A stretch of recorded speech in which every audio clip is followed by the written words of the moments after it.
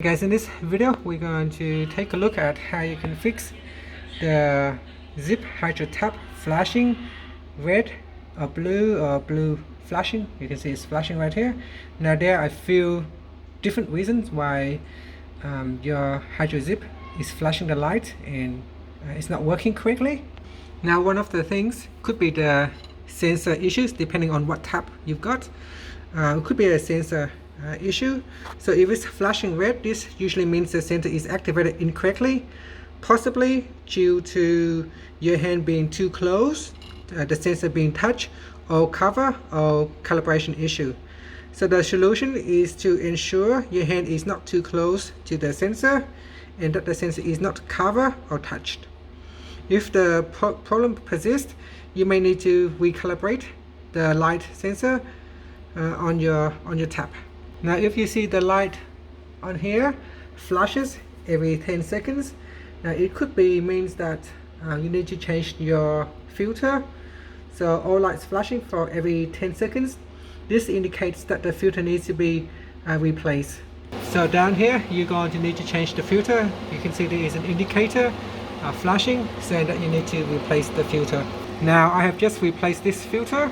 This is the old one and this is the new one, and I'm just clearing out the water. But if you have a blocked filter, if your filter is old and it's blocked, you need to replace it. Now once it is replaced, you need to go into your menu and reset the filter counter. Once you reset the filter counter, then the light will slowly go away. Now there could also be a general fault on the unit. So if you see the flashing blue or red, this could indicate a general fault with the unit. So the solution is to check the command center LCD for more specific error codes or messages. Now if you see that there's only a blue light flashing, so no red but only blue light flashing, this means that your unit is working correctly.